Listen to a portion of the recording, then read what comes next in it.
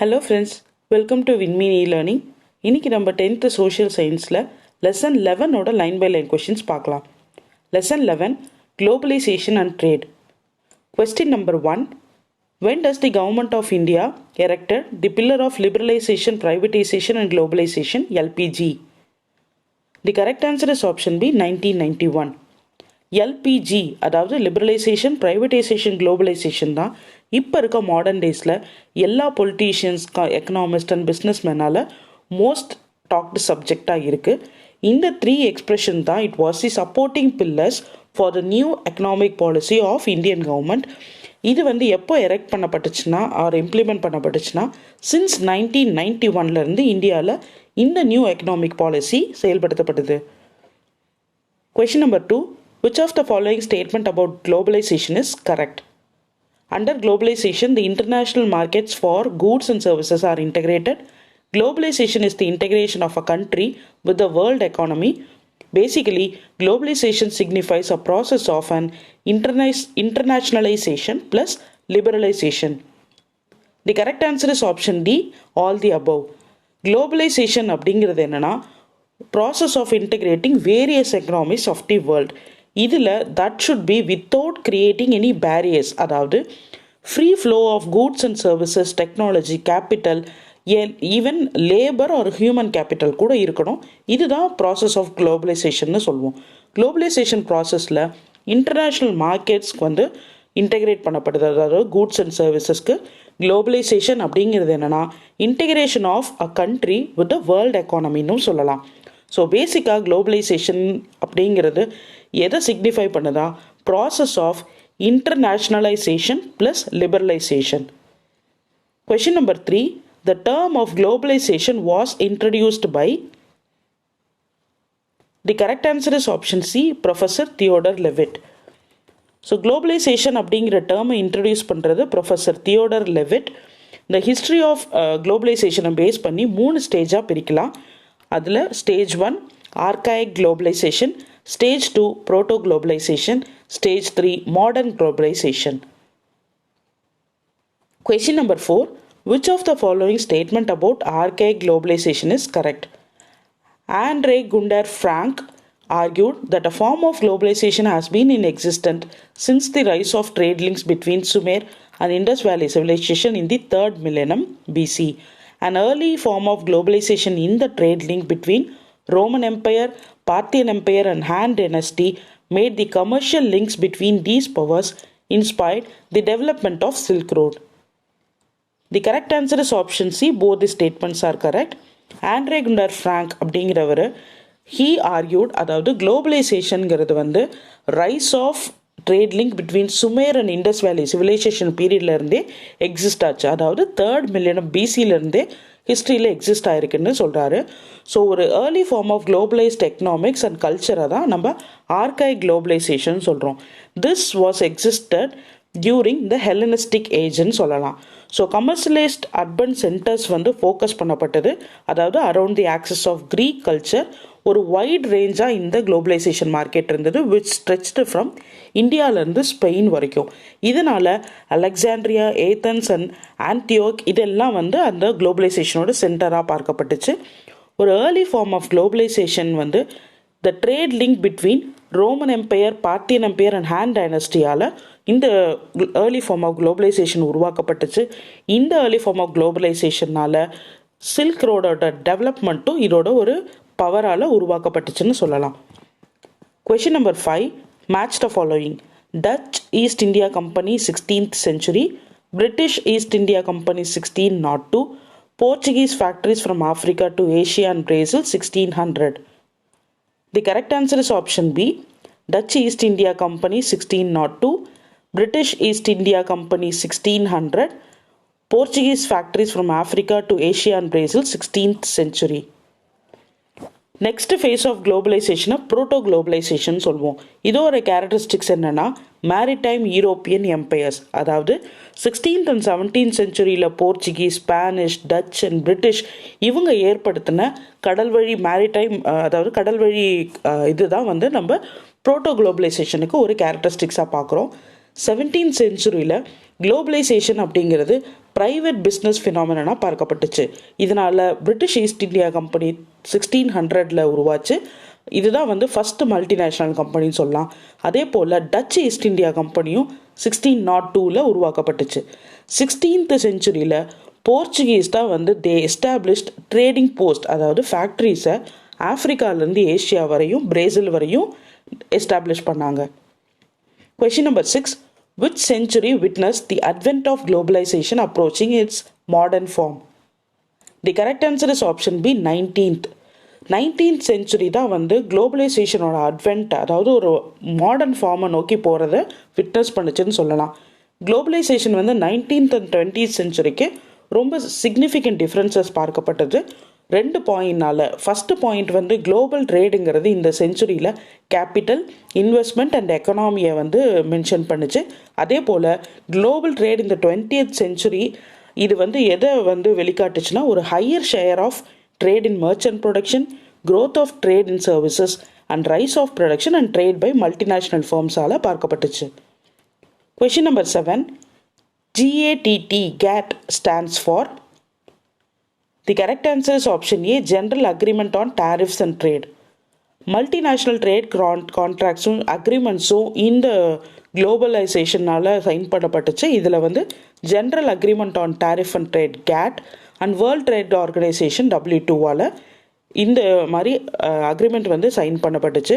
1890 world war 1 வரைக்கும் ஒரு குளோபலாக ஒரு இன்ஸ்டெபிலிட்டி ட்ரேட் வந்து ஒரு ப்ராப்ளமாக பார்க்கப்பட்டுச்சு. ஆனால் போஸ்ட் வார்க்கு அப்புறம் இது வந்து இந்த எக்கனாமிக் எக்ஸ்பேன்ஷனால் இந்த ட்ரேடில் ஒரு ஸ்டெபிலிட்டி உருவாச்சுன்னு சொல்லலாம்.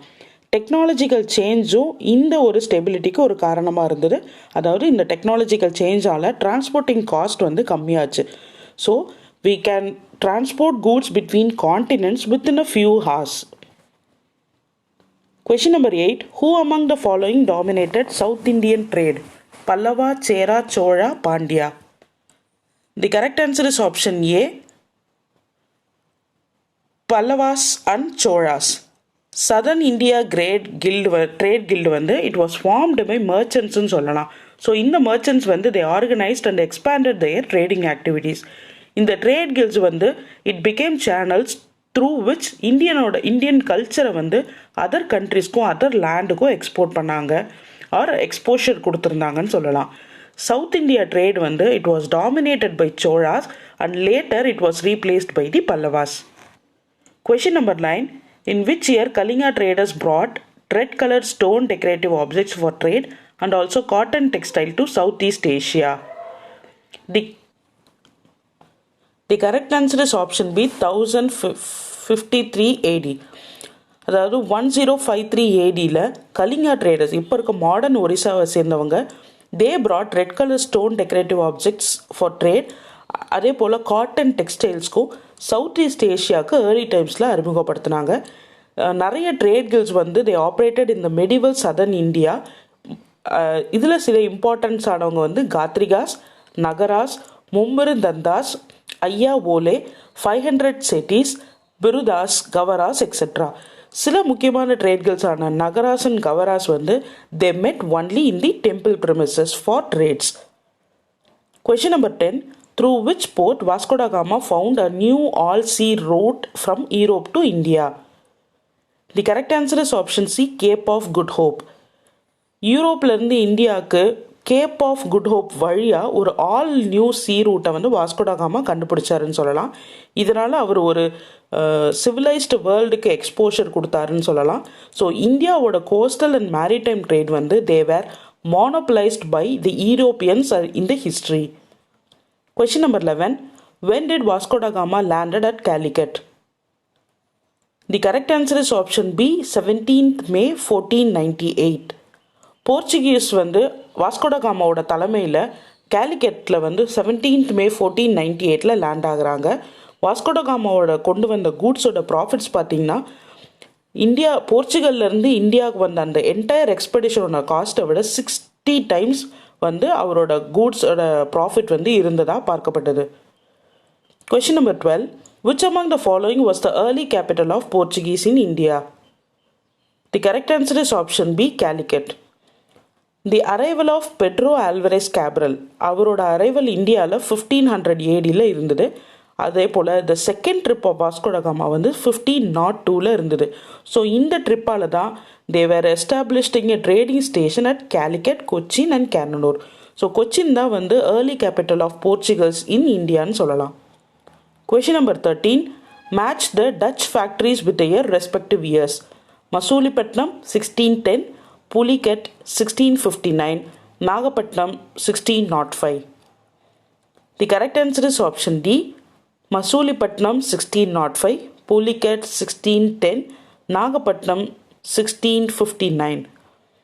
டச் வந்து 1596 நிறைய வாயேஜஸ் வந்து டேக் பண்ணாங்க. They form the Dutch East Indian company இந்த இயர் 1602. ஸோ 1605 அட்மிரல் வேண்டர்ஹர் ஹேகன்கிறவர் டச்சு ஃபேக்ட்ரிஸை எஸ்டாப்ளிஷ் பண்ணுறாரு. எங்கன்னா மசூலிப்பட்டினத்துலேயும் அதே போல் நிசாமப்பட்டினம், தேவனாம்பட்டினத்துலேயும் டச்சு ஃபேக்ட்ரிஸை எஸ்டாப்ளிஷ் பண்ணுறாங்க. 1610 கிங் ஆஃப் சந்திரகிரியோட ஒரு நெகோசியேஷனால் they found another factory in the Pulicat. So Dutch export பண்ண கமாடிட்டிஸ்லாம் பார்த்தீங்கன்னா indigo, salt, pepper and Bengal raw silk. So Pulicat தான் வந்து டச் பீப்புளோட இந்தியன் ஹெட் குவார்ட்டர்ஸாக இருந்ததுன்னு சொல்லலாம். அதே மாதிரி தாஞ்சூர் கோஸ்டல் ஏரியாவில் இருந்த நாகப்பட்டினமும் they acquired from the Portuguese in the year 1659. Question number 14. When did Queen Elizabeth granted charter to the East Indian Company? The correct answer is option B, 31st December 1600. 31st December 1600 queen Elizabeth வந்து East Indian கம்பெனிக்கு ஒரு charter வந்து grant பண்ணுறாங்க. இதனால் southern eastern கோஸ்டில் they were establishing the trade centres in India. So India வந்து they established at Masulipatnam in 1611. அதே மாதிரி பூலிகட்டில் 1626 எஸ்டாப்ளிஷ் பண்ணுறாங்க. Question number 15. Who granted the English the golden firman? The correct answer is option B, Sultan of Golconda. கோல்கண்டாவோட சுல்தான் தான் வந்து golden ஃபிர்மனை வந்து English பீப்புளுக்கு grand பண்ணுறாரு இந்த இயர் 1632. இதனால் they were allowed to trade freely in the year kingdom ports. Question number 16. In which year Fort Saint George was built? The correct answer is option C, 1639. 1639 English வந்து ஒரு fortified ஃபேக்ட்ரியை மெட்ராஸில் build பண்ணுறாங்க. இதுதான் வந்து பின்னாடி ஃபோர்ட் சென்ட் ஜார்ஜ்னு அழைக்கப்பட்டுச்சு. This displaced Masulipatam as headquarters of the English settlement on the Coromandel coast. Question number 17. In which year Danes were forced to sell all their Indian settlements to the British? The correct answer is option B, 1845. Danes வந்து East India கம்பெனியை வந்து 1616 இந்தியாவில் அரைவாகி உருவாக்குறாங்க.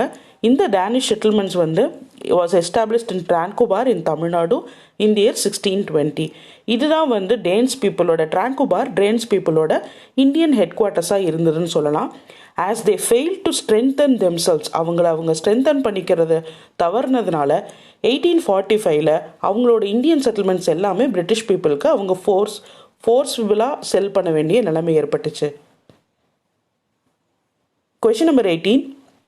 Who granted permission for French to build their first factory in India? The correct answer is option A, Sultan of Golconda. First French factory இந்தியாவில் establish பண்ணப்பட்ட year 1668. இதுக்காக அவங்க சுல்தான் ஆஃப் கோல்கொண்டாட்டிலேருந்து பெர்மிஷன் வாங்கினாங்க. 1693 டச் பீப்புள் வந்து பாண்டிச்சேரியை கேப்சர் பண்ணிட்டு but it was handed back to the French later. Question number 19. When was Pondicherry made the headquarters of French East Indian Company? The correct answer is option A, 1701. 1701 Pondicherry வந்து French பீப்புளோட head குவார்ட்டர்ஸாக இருந்தது. Settlements இன் east after 1742 அப்புறம் இருந்த settlements எல்லாமே political motives வந்து ஜாஸ்தியாக இருந்ததால், அதாவது அவங்களோட கமர்ஷியல் கெயின் டிசையரை வந்து ஓவர் ஷேடோ பண்ணுற மாதிரி அவங்க பொலிட்டிக்கல் மோட்டிவ் இருந்ததுனால they began to overshadowன்னு சொல்லலாம். Question number 20. Which among the following southern state cities have special economic zones? Nanguneri, Ennore, Coimbatore. The correct answer is option D, all the above. ரீசெண்டாக government of India வந்து special economic ஜோன்ஸை southern ஸ்டேட்ஸில், அதாவது முக்கியமாக Tamil Nadu, Andhra, Karnataka and கேரளாவில் எக்ஸ்போர்ட்ஸை boost பண்ணுறதுக்காக establish பண்ணியிருக்காங்க. இதில் நாங்குநேரி, எண்ணூர், கோயம்புத்தூர் தமிழ்நாட்டில் உள்ள special economic Jones. Question number 21. Which among the following are causes resulted in severe balance of payment difficulties for India after 1980-81? Hike in oil price, Gulf War, hostilities in West Asia. The correct answer is option D, all the above. இந்தியாவில் 1980 to 81 வந்து severe balance of payment டிஃபிகல்ட்டிஸில் mark பண்ணியிருக்கு. இதுக்கு காரணம் வந்து 3 சொல்கிறாங்க. ஒன்று oil ப்ரைஸோட ஹைக்கு, and Gulf war in 1990 to 91, and hostilities in West Asia. Question number 22. Which of the following statement is correct? During 19 June 1991, the finances of the central and state government had reached a situation of near bankruptcy with the downgrading of India's credit rating by some international agencies. There was heavy flight of capital out of India. Since India lost its credit worthiness in the international market, the government mortgaged 40 tons of gold to the Bank of England. The correct answer is option D, all the above. இந்தியாவில் ஒரு புது government June 1991 take over பண்ணக்கப்புறம் India வந்து ஒரு unprecedented balance of payment கிரைசிஸை face பண்ணுச்சு. இதனால் central and state கவர்மெண்ட்டில் நியர் பேங்க்ரப்சி சிச்சுவேஷன் வந்து அரைஸ் ஆச்சுன்னு சொல்லலாம்.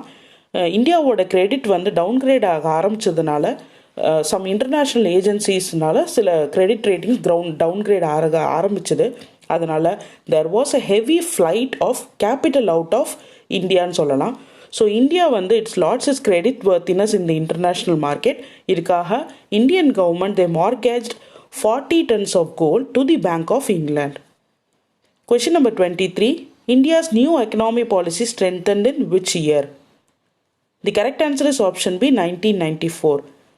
இந்தியாவில் இருந்த எக்கனாமிக் கிரைசிஸ் சர்க்கம்ஸ்டன்சஸ் இருந்தபோது 1991 to 1992ல் அந்த கவர்மெண்ட் வந்து ஜூலை 1991 ஒரு பட்ஜெட் ப்ரெசென்ட் பண்ணுறாங்க. இதில் சில பாலிசி சேஞ்சஸ் இருந்தது. இந்த பாலிசி சேஞ்சஸ் எல்லாமே குளோபலைசேஷன், லிபரலைசேஷன் அண்ட் ப்ரைவேட்டைசேஷனை முன்னிலைப்படுத்துச்சுன்னு சொல்லலாம். இதுதான் வந்து இந்தியாவோட நியூ எக்கனாமிக் பாலிசியாக இருந்தது. இந்த பாலிசி வந்து பின்னாடி இந்தியா சைன் பண்ண டங்கல் டிராஃப்ட் அப்படின்னு 1994 சைன் பண்ண ஒரு டங்கல் டிராஃப்ட் மூலயமா இந்த எல்பிஜி பாலிசி வந்து ஸ்ட்ரென்தன் பண்ணப்பட்டுச்சுன்னு சொல்லலாம். So with this we'll complete the part 1 video of lesson 11. For more online study materials and online test packages, download the WinMean e-learning app from the Play Store and visit the official website of WinMean. So இதோட details எல்லாமே இந்த வீடியோக்கு கீழே இருக்க டிஸ்கிரிப்ஷனில் check பண்ணிக்கோங்க. Thank you.